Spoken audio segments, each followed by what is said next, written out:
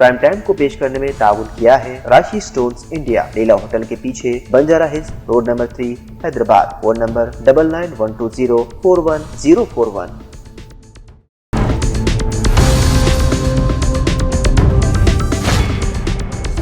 अस्सलाम वालेकुम नाज़रीन, सियासत टीवी के प्राइम टाइम में आप सबका तहदील से इस्तकबाल है। मैं हूं फरजान अहमद। सबसे पहले पेश है प्राइम टाइम की हेडलाइंस। तेलंगाना में पंचायत इलेक्शन के नतीजे, कांग्रेस हुकूमत की कारकर्दगी पर आवाम की मंजूरी, कामयाबी के लिए मेहनत करने वाले कारकुनों से इजहार तशक्कुर, चीफ मिनिस्टर रेवंत रेड्डी की प्रेस कॉन्फ्रेंस। साबिक़ा रियासती वज़ीर KTR ने BRS छोड़कर कांग्रेस में शामिल हुए अरकान असम्बली पर की सख्त तनकीदें, रेवंत हुकूमत पर भी लगाए इल्ज़ामात। मोदी हुकूमत ने मनरेगा का नाम बदल कर गलती की, रियासती वज़ीर उत्तम कुमार रेड्डी ने लगाया इल्ज़ाम। मनरेगा की वापसी के लिए मुल्की महाज बनाएंगे, मोदी हुकूमत के खिलाफ राहुल गांधी का बड़ा बयान। पार्लियामेंट का सरमाई इजलास खत्म हो गया, राज्यसभा और लोकसभा दोनों ही ऐवानों की कार्रवाई गैर मुअय्यना मुद्दत के लिए मुलतवी। मोदी की मौजूदगी में हुक्मरान और अपोजिशन अरकान ने स्पीकर की दावत पर चाय पर की मुलाकात। और बांग्लादेश में नौजवान इनकलाबी रहनुमा शरीफ उस्मान हादी की हलाकत के बाद मुल्क भर में हिंदुस्तान के खिलाफ शदीद एहतजाज, पुरतशद्दुद मुजाहरों का सिलसिला आज भी जारी। हेडलाइंस आपने देखी और पेश है खबरों की तफसीलात। शुरुआत करेंगे बड़ी खबरों से। चीफ मिनिस्टर रेवंत रेड्डी ने अपने खानगाह पर पंचायत चुनाव के नतीजे पर प्रेस कॉन्फ्रेंस की। इसमें डिप्टी CM भट्टी विक्रमारक और दीगर रियासती वज़रा मौजूद थे। चीफ मिनिस्टर ने पंचायत इलेक्शन के नतीजे को कांग्रेस हुकूमत की कारकर्दगी पर आवाम की मंजूरी करार दिया और कहा कि कामयाबी के लिए मेहनत करने वाले कारकुनों से वो इजहार तशक्कुर करते हैं। रियासत में 12,000 से ज़्यादा ग्राम पंचायत के आज़ादाना और मुनसिफाना इंतखाबात हुए। 12,702 पंचायतों में कांग्रेस को लगभग 7,500 सीटों पर कामयाबी मिली। चीफ मिनिस्टर ने कहा कि 94 असम्बली हल्क़ात में ग्राम पंचायत इलेक्शन में, जिनमें 87 असम्बली हल्क़ात में कांग्रेस को अक्सरियत हासिल हुई है। उन्होंने कहा कि शिकस्त के बावजूद अपोजिशन कायदीन के तकब्बुर में कोई कमी नहीं आई है। 94 శాసనసభ నియోజకవర్గాల పరిధిలో ఈ ఎన్నికలు జరిగినాయి। ఈ 94 శాసనసభ నియోజకవర్గాల పరిధిలో జరిగిన ఎన్నికల్లో కాంగ్రెస్ పార్టీ 87 శాసనసభ నియోజకవర్గాలలో మెజారిటీ సాధిస్తే, BRS 6 శాసనసభ నియోజకవర్గాలలో మెజారిటీ సాధిస్తే, బీజేపీ 1 శాసనసభ నియోజకవర్గంలో మెజారిటీ గ్రామ పంచాయతీలు సాధించుకోవడం జరిగింది। BRS దుబ్బాక, హుజూరాబాద్, జనగాం, సిద్దిపేట, సిరిసిల్ల, సిర్పూర్, కాగజ్ నగర్లో మెజారిటీ సాధిస్తే, ముదోల్లో బీజేపీ అధిక గ్రామ పంచాయతీలను సాధించడం జరిగింది। 94 శాసనసభ నియోజకవర్గాలలో స్థానిక సంస్థల ఎన్నికలు జరిగితే కాంగ్రెస్ పార్టీ 87 శాసనసభ నియోజకవర్గాలలో అత్యధిక స్థానాలను సాధించడం ద్వారా 2023 నాడు మేము CPI కలిసి సాధించిన 65-66 శాసనసభ నియోజకవర్గాలతో పోలిస్తే ఇప్పుడు ఇంకొక 21 శాసనసభ నియోజకవర్గాలు అధికంగా గెలవడం జరిగింది। BRS నాయకులు ఉప ఎన్నికల సందర్భంగా రెఫరెండం అన్నారు। వాస్తవంగా పట్టణ ప్రాంతంలో ఉన్న 26 శాసనసభ నియోజకవర్గాలలో जनरल इलेक्शन में ఒక్క సీటు కూడా సాధించలేదు। साबिक़ा रियासती वज़ीर और BRS के वर्किंग प्रेसिडेंट KTR ने BRS छोड़कर कांग्रेस में शामिल होने वाले अरकान असम्बली को सख्त तनकीदों का निशाना बनाया और ये भी इल्ज़ाम लगाया कि चंद अरकान अपनी जीन ज़ाहिर करने में भी नाकाम रहे हैं। KTR ने रेवंत हुकूमत को भी इस मौके पर नुक्ताचीनी का निशाना बनाया। आइए देखते हैं KTR का ये बयान। కడియం శ్రీహరి గారు ఆయనే చెప్పుకుంటున్నాడు, నేను అభివృద్ధి కోసం కాంగ్రెస్ లో చేరినా అని ఉపన్యాసాలు ఇచ్చిండు మైకులలో, కానీ స్పీకర్ కనబడతలేదంట, స్పీకర్కు కనబడతలేదంట, వినబడతలేదంట। అంటే ఎంత గలీజు, ఎంత వికృతమైన రాజకీయం అంటే, స్పీకర్ గారేమో ముఖ్యమంత్రి ఏం చెప్తే అది ఆయన చేస్తా ఉన్నాడు। ఇంకా గలీజ్ ఏంటంటే 10 మంది ఆ ఎమ్మెల్యేలు ఎవరైతే పోయినారో వాళ్ళు ఇలా ఆడనా మొగనా చెప్పమంటే చెప్పాలని పరిస్థితి ఉన్నారు। వాళ్ళు ఏ పార్టీ రాబోయి నీదంటే ఏ పార్టీ ఆనికి తెలియదు। ఎంత సిగ్గుమాలిన పరిస్థితి। ఒక్కొక్కరు 70 ఏళ్ళకి వస్తుంది, 75 ఏళ్ళకి వచ్చింది పోచారం శ్రీనివాసరెడ్డి, ఏం రోగమైన నాకు అర్థం కాదు ఈ వయసులో। ఓసారి స్పీకర్, ఓసారి మంత్రి, ఇంకేం చేస్తాడు కేసీఆర్? నీకు సిగ్గు లేకుండా కాంగ్రెస్ లో చేరి ఇలా ముఖం ఎక్కడ పెట్టుకోనా తెలియక కాంగ్రెస్ లో దిక్కు కూర్చున్నాడు। ఏది అసెంబ్లీలో కూర్చుంటే మొన్న స్పీకర్ ముంగట మనోళ్ళు అడిగిరట, మరి నువ్వు మా ఓన్ అయితే గట్టెందుకు కూర్చున్నావా? బాత్రూమ్ దగ్గర ఉంది, జల్లి పోయేది ఉంటుంది. అదో బతుకా నీది? నాకు అర్థం కాదు. ఏం బతుకు? ఇంతకాలం 70 ఏళ్ళు సంపాదించిన పేరంతా నాశనం చేసుకుంటే రేవంత్ రెడ్డి సంకల చేరి ఎందుకు ఆ బతుకు? నాకు అర్థం కాదు. చచ్చిపోయింది న్యాయం కాదు దానికంటే? ఎందుకు ఆ బతుకు? 10 మంది ఎమ్మెల్యేలు ఏం బతుకది? గబ్బిలాలు కదా సూరు పట్టుకొని ఎలాడినట్టు అక్కడికి పొగ పెడుతుంటే సి అని కొడుతుంటే ఏ పార్టీ చెప్పుకోలేని పరిస్థితి. ఓ పెద్ద పెద్ద మాటలు చెప్తాడు కడియం శ్రీహరి. ఏదో కడియం అంటే కమిట్మెంట్, క్యారెక్టరా కాకరకాయన అని చెప్తున్నాడు. నేను చూస్తున్నా, ఆడ పోతున్నప్పుడు చూస్తున్నా వరంగల్. కమిట్మెంట్ అంటే ఏం కమిట్మెంట్? रियासती वज़ीर उत्तम कुमार रेड्डी ने इल्ज़ाम लगाया कि मोदी हुकूमत ने मनरेगा का नाम बदलकर एक बड़ी गलती की है। इस स्कीम के हकीकी फ़ायदों से महरूम करने के भी मंसूबे हैं, जिस पर उन्होंने फिक्रमंदी का इजहार किया। मीडिया से बातचीत के दौरान उत्तम कुमार रेड्डी ने कहा कि तेलंगाना में भी इसके असरात पड़ेंगे। Very sad day. I mean, I've been very fortunate that Manrega bill and its huge advantage to the rural population of Telangana, I've been a direct eyewitness.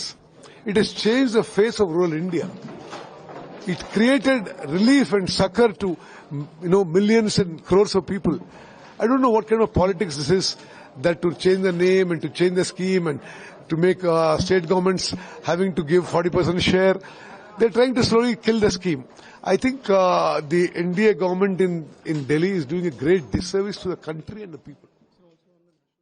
हैड्रा ने पुराने शहर के ललिताबाग मोहम्मदनगर इलाके में 400 करोड़ रुपए के साथ एक सरकारी अराजी को दोबारा हासिल करते हुए इसे सरकार के हवाले कर दिया।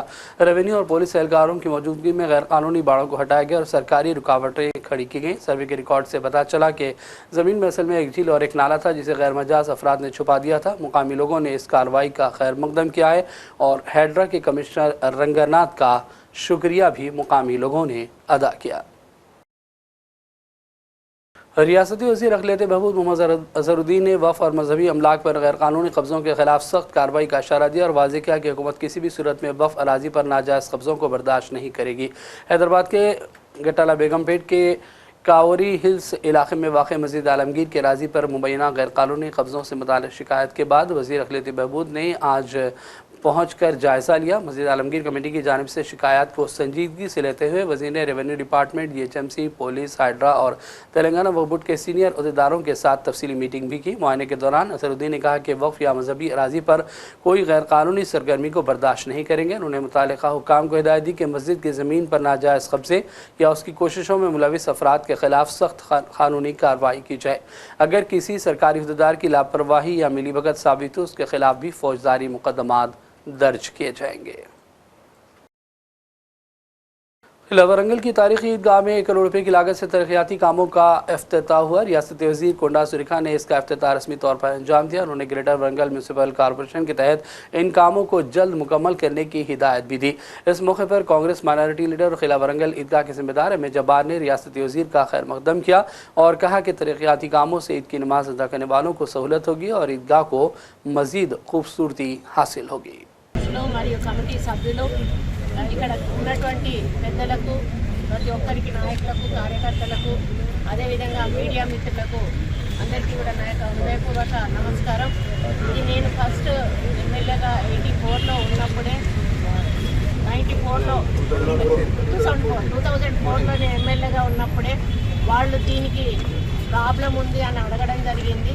అప్పుడు మధ్యలో కూడా ఒకసారి ఇక్కడ గోడ కూడా వాటర్ నిలబడడం వలన గోడ కూడా కూలిపోతే అప్పటికప్పుడు director general police Telangana Shivadhar Reddy की मौजूदगी में 41 माओनवाज नक्सलियों ने आज खुद सुपुर्दगी कर दी। इस सिलसिले में DGP ने प्रेस कॉन्फ्रेंस की और मीडिया को तमाम तर तफसीलात से आगाह किया गया। By giving that information, whatever information Telangana police had has already been shared with the press media so that they won't indulge in any kind of other guesswork. That's the reason why we took the lead and we gave the information ourselves before we asking. Yeah. Never told any family member. No. We did not tell anybody. దాంట్లో సభ్యులుగా ఉన్నారు, వీళ్ళు కూడా ఆత్మసమర్పణ చేసుకున్నారు platoon 33 వాళ్ళు.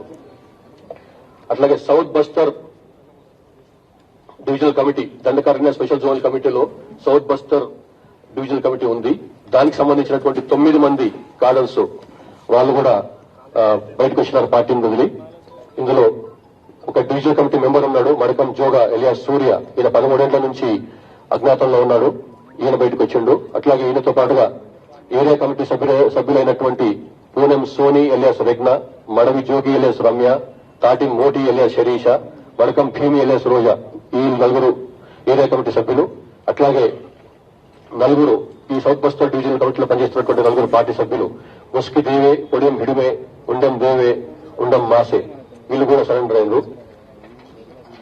అట్లాగే Dandakaranya special zonal కమిటీకి చెందినటువంటి దర్భా డివిజనల్ కమిటీ వీళ్ళకి చెందినటువంటి ఈ కమిటీకి शहर हैदराबाद में 25 अगस्त 2007 को लुम्बिनी पार्क और गूगल चाट पर हुए जुड़वा बम धमाकों के मुकदमे की समाअत तेलंगाना हाई कोर्ट में जारी है। इस दहशतगर्द हमले में 42 अफराद हलाक और 50 से ज़्यादा जख्मी हुए। जांच में बात सामने आई कि धमाके इंडियन मुजाहिदीन के दहशतगर्दों ने अंजाम दिए थे। इस केस में NIA की खुसूसी अदालत ने 2018 में 2 मुलजिमीन को सजाए मौत सुनाई, लेकिन मुलजिमीन ने इस फैसले को चैलेंज करते हुए हाई कोर्ट में अपील दायर की, जिसमें सजाए मौत मनसूख करने या इसे उम्र कैद में तब्दील करने की दरख्वास्त की गई। आज की समाअत के दौरान हाई कोर्ट की डिवीजन बेंच ने मुलजिमीन की जहनी कैफियत, सेहत और निदामत के रवैये का जायजा लेने के लिए 2 एहलकारों का तकर्रुर किया है। ये जांचकार जेल में कैद मुलजिमीन से मुलाकात करते हुए उनकी नफ्सियाती सेहत का जायजा लेंगे और अदालत को रिपोर्ट देंगे। अदालत ने केस को दूसरी बेंच को मुंतकिल करने से मुताल्लिक़ मुलजिमीन की दरख्वास्त को रद्द कर दिया और कहा कि समाअत इसी बेंच पर जारी रहेगी। काबिल ज़िक्र है कि इस मुकदमे के मरकज़ी मुलजिमीन में शामिल रियाज भटकल ताहाल मफरूर बताया गया है। MG ब्रांड की नई हेक्टर कार लॉन्च कर दी गई है। इस सिलसिले में हैदराबाद में एक तकरीब मुनक़िद हुई और मुख्तलिफ फ़ीचर्स और दीगर मालूमात से आगाह किया गया। सियासत TV के नुमाइंदे फ़हीम अंसारी ने मुताल्लिक़ा शख्सियात से इस पर बातचीत की। ये हमारी MG Hector all new Hector का लॉन्च है। आप जैसे देख सकते हैं जहां जहां भी लॉन्च का जिक्र हो रहा है, डिजाइन टू सरप्राइज कह रहे हैं MG हेक्टर के बारे में, ऑल न्यू हेक्टर के बारे में। हैदराबाद में जब हेक्टर लॉन्च हुई थी 2018 और 19 में, हैदराबाद का मार्केट शेयर सबसे ज्यादा था, यानी कि हैदराबाद को सबसे ज्यादा मोहब्बत हो गई थी ये गाड़ी के साथ। सबसे ज्यादा लोग कस्टमर हमारे पास हैदराबाद में हेक्टर को खरीदे थे। वाइब्रेंट मोबिलिटी ग्रुप ये डीलरशिप लिए हैं 2024 में और हमारे 15 महीने कंप्लीट हुए हैं ये MG ब्रांड को रिप्रेजेंट करते हुए। हमारे 1200 कस्टमर से ज्यादा है जो हमारे फैमिली में ज्वाइन हुए हैं। सारे के सारे बेइंतहा खुश है हमारे MG प्रोडक्ट के साथ। अब जब ये हेक्टर वापस फीचर अपग्रेड और न्यू लुक के साथ लॉन्च हो रही है, हम बहुत ही खुश हैं कि आप सब लोग हमारा प्रोग्राम देख रहे हैं। गौर कीजिए कि नई ग्रिल है, नए लुक्स है, नए कलर्स है, नई टेक्नोलॉजी है। यहाँ पे आप स्क्रीन कंट्रोल जो पहले लाया गया था MG हेक्टर में, अब आई स्वाइप टेक्नोलॉजी से, जैसे हम सेलफोन पे फिंगर मूवमेंट से आप कंट्रोल कर सकते हैं, सेम वे हमारे स्क्रीन को भी 2 फिंगर से आप वॉल्यूम कंट्रोल या चैनल कंट्रोल कर सकते हैं। 3 फिंगर से आप टेम्परेचर कंट्रोल कर सकते हैं, लोअर कंट्रोल कर सकते हैं। ऐसे नई नई चीजें दी गई हैं ये सेगमेंट में। First in segment 360 degree camera तो कॉमन हो चुका है, बट ये 3D वर्जन में है जो आप अपनी गाड़ी को भी पोजीशन किया हुआ देख सकता है।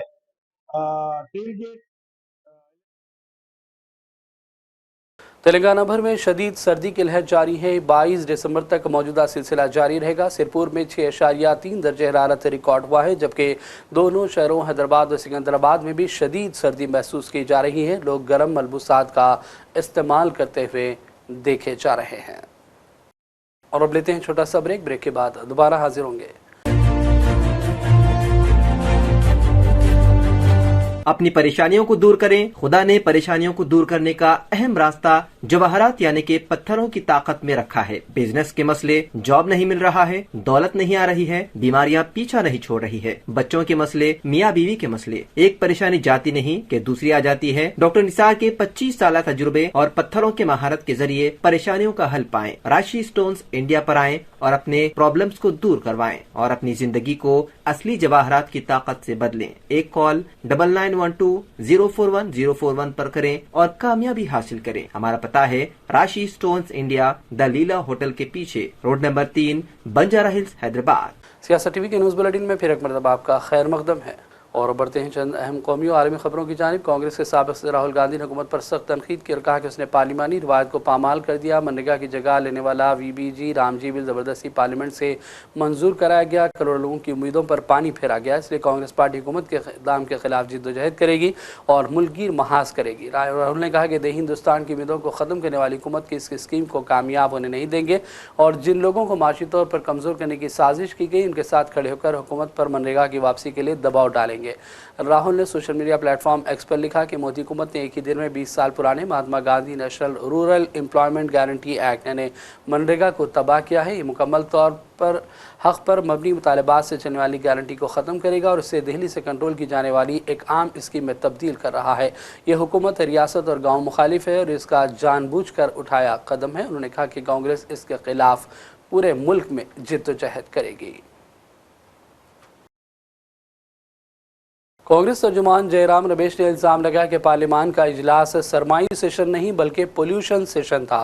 उन्होंने कहा कि दिल्ली में आलूदगी का संगीन बहरान है, लोग मुश्किलात में हैं और हुकूमत इस मसले से निपटने में नाकाम साबित हुई है। उन्होंने मोदी हुकूमत को जमकर तनकीदों का निशाना बनाया। आइए देखते हैं जयराम रमेश का ये बयान। मैं कह सकता हूं बिल्कुल आश्चर्यजनक बात है। ये कैसी सरकार है, किस दुनिया में रह रही है कि सारे तथ्यों को नकार रहा है। जो सबूत आए हैं, जो एविडेंस है, जो विश्लेषण किया गया है, अलग अलग स्टडीज हुए हैं हमारे देश में, बाहर के देश में, अलग अलग संस्थाओं ने इसका विश्लेषण किया है कि प्रदूषण का असर मृत्यु के दर पर भी है और बीमारी पर भी है और खास तौर से फेफड़ों की क्षति, लंग डिसीज पर है। पर यह सरकार कहती है पार्लियामेंट में कि इसका कोई असर नहीं है। हमने मांगा, राहुल जी ने मांगा था कि इस पर बहस हो। एयर पोल्यूशन को लेकर हम चाहते थे कि लोकसभा में और राज्यसभा में इस पर बहस हो ताकि हम रचनात्मक सुझाव दे सकें। हमारे ओर से 4-5 महत्वपूर्ण सुझाव भी थे। पर अफसोस की बात है कि कल दोपहर को अचानक लोकसभा में अनिश्चित काल के लिए स्थगित किया जा रहा है, इसकी घोषणा की गई है। Adjourned sine die. हम तैयार थे आज लोकसभा में बहस के लिए और हम तैयार थे कल बैठने के लिए राज्यसभा में बहस के लिए, और ये जानकारी हमने सरकार को दी। और प्रियंका गांधी जी के नाम पर एक डिस्कशन बुलेटिन में भी आया और हम ये मानकर चल रहे थे। और आपको बताते चले कि पार्लियामेंट का सरमाई इजलास खत्म हो गया। राज्यसभा और लोकसभा दोनों ऐवानों की कार्रवाई को गैर मुअय्यना मुद्दत के लिए मुलतवी किया गया है। इस वीडियो में वाज़ेह तौर पर देखा जा सकता है कि किस तरह बरसे-इक़्तिदार पार्टी के लीडरान और अपोजिशन दोनों साथ बैठकर चाय की चुस्की ले रहे हैं। पार्लियामेंट में कई मौज़ूआत पर हुए हंगामा और एहतजाज के बाद मोदी की मौजूदगी में स्पीकर लोकसभा और दीगर अरकान पार्लियामेंट खुशगवार मूड में देखे गए। वज़ीर-ए-आज़म नरेंद्र मोदी, वज़ीर दिफ़ा राजनाथ सिंह और प्रियंका गांधी एक साथ चाय का लुत्फ़ उठा रहे हैं। मीटिंग के दौरान समाजवादी पार्टी के रुकने पार्लियामान धर्मेंद्र यादव और NCP शरद पवार ग्रुप की MP सुप्रिया सोले समेत कई दीगर अरकान पार्लियामान मौजूद थे।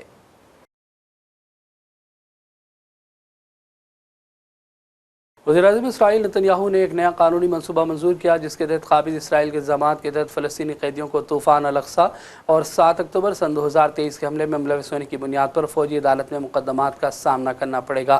नेतन्याहू ने इस बिल की मंजूरी दी जिसका मकसद ऐसे फ़लस्तीनी कैदियों के लिए खुसूसी कानूनी फ्रेमवर्क तैयार करना है जिन्हें ज़ालिम इसराइल ने तूफ़ान अल-अक़सा में मुलविस होने का इल्ज़ाम आयद करते हुए हिरासत में लिया। रिपोर्ट के मुताबिक नेतन्याहू ने फैसला किया कि इसे मौत की सज़ा के मंसूबे में शामिल न किया जाए बल्कि एक अलहदा कानूनी रास्ता अपनाया जाए ताकि इस मामले को अलग तौर पर निमट सकें। अब तक ज़ालिम इसराइल ने इस कानून के तहत शामिल किए जाने वाले फ़लस्तीनी कैदियों की सही तादाद को ज़ाहिर नहीं किया, लेकिन रिपोर्ट्स के मुताबिक 7 अक्टूबर के हमले में मुलविस ऐसे कैदियों की तादाद लगभग 300 है। बांग्लादेश में नौजवान इनकलाबी रहनुमा शरीफ उस्मान हादी की हलाकत के बाद मुल्क भर में हिंदुस्तान मुखालिफ एहतजाज और पुरतशद्दुद मुजाहरों का सिलसिला जारी है। मुजाहरीन का मुतालबा है कि हादी पर हमले के जिम्मेदारों को फौरी तौर पर इंसाफ के कटहरे में खड़ा किया जाए। मुबैना तौर पर मुश्तबा अफराद जो कि हमलावर थे हिंदुस्तान की सरहद से गैर कानूनी तौर पर दाखिल हुए थे। पेश है इस हवाले से सियासत टीवी की ये रिपोर्ट। बांग्लादेश में नौजवान इनकलाबी रहनुमा शरीफ उस्मान हादी की हलाकत के बाद मुल्क भर में हिंदुस्तान मुखालिफ शदीद एहतजाज और पुरतशद्दुद मुजाहरों का सिलसिला शुरू हो गया। दारुल हुकूमत ढाका में मुश्तइल मुजाहरीन ने सड़कों पर निकल कर ज़बरदस्त एहतजाज किया। अवामी लीग और मीडिया इदारों के दफातर को आग लगा दी गई। तोड़फोड़ करते हुए अहम सड़कों और शाहराहों को बंद किया गया, जबकि मुजाहरीन की सिक्योरिटी फोर्सेस के साथ झड़पों की भी मुसलसल इत्तलात सामने आ रही हैं। एहतजाज के दौरान मुजाहिरीन ने उस्मान हादी के हक़ में नारे लगाए और इंसाफ की फराहमी तक एहतजाज और जिद्दोजहद जारी रखने का ऐलान किया। एहतजाजियों ने कहा कि हादी पर हमले के जिम्मेदारों को फौरी तौर पर इंसाफ के कटहरे में खड़ा किया जाए। राजशाही में मुजाहिरीन की जानिब से शेख मुजीबुर रहमान की रिहाइशगाह को भी नजर आतिश करने की इत्तलात मौसूल हो रही हैं। हुकाम ने मुजाहरों को देखते हुए मुख्तलिफ इलाकों में सिक्योरिटी को सख्त कर दिया है। उस्मान हादी जुलाई में हसीना वाजिद हुकूमत का तख्ता उलटने वाली तलबा तहरीक के एक अहम कायद के तौर पर उभरे थे और तलबा कायदीन के कायम करदा सियासी प्लेटफॉर्म इनकलाब मंशा के तर्जुमान भी थे। उन्हें गुज़िश्ता जुमे को ढाका में नामालूम अफराद ने फायरिंग करते हुए शदीद ज़ख्मी कर दिया, जिसके बाद उस्मान हादी को फौरी तौर पर हस्पताल मुंतकिल किया गया, जहां उनका ऑपरेशन किया गया और उन्हें मज़ीद इलाज के लिए हफ्ते के रोज़ सिंगापुर मुंतकिल कर दिया गया था। लेकिन आज वो दौरान इलाज इंतकाल कर गए, जिसके बाद मुल्क भर में शदीद मुजाहरों का सिलसिला जारी है। जान शुकाम ने कहा है कि उस्मान हादी पर हमला करने वाले मुश्तबा अफराद मुबैना तौर पर हिंदुस्तान की सरहद से गैर कानूनी तौर पर दाखिल हुए थे और इस हमले के बाद वापस फरार होने में भी कामयाब रहे। ब्यूरो रिपोर्ट, सियासत टीवी। और अब आखिर में हेडलाइंस पर डालेंगे एक और नज़र। तेलंगाना में पंचायत इलेक्शन के नतीजे, कांग्रेस हुकूमत की कारकर्दगी पर आवाम की मंजूरी, कामयाबी के लिए मेहनत करने वाले कारकुनों से इजहार तशक्कुर, चीफ मिनिस्टर रेवंत रेड्डी की प्रेस कॉन्फ्रेंस। साबिका रियासती वज़ीर केटीआर ने बिहार छोड़कर कांग्रेस में शामिल हुए अरकान असम्बली पर की सख्त तनकीदें, रेवंत हुकूमत पर भी लगाए इल्ज़ामात।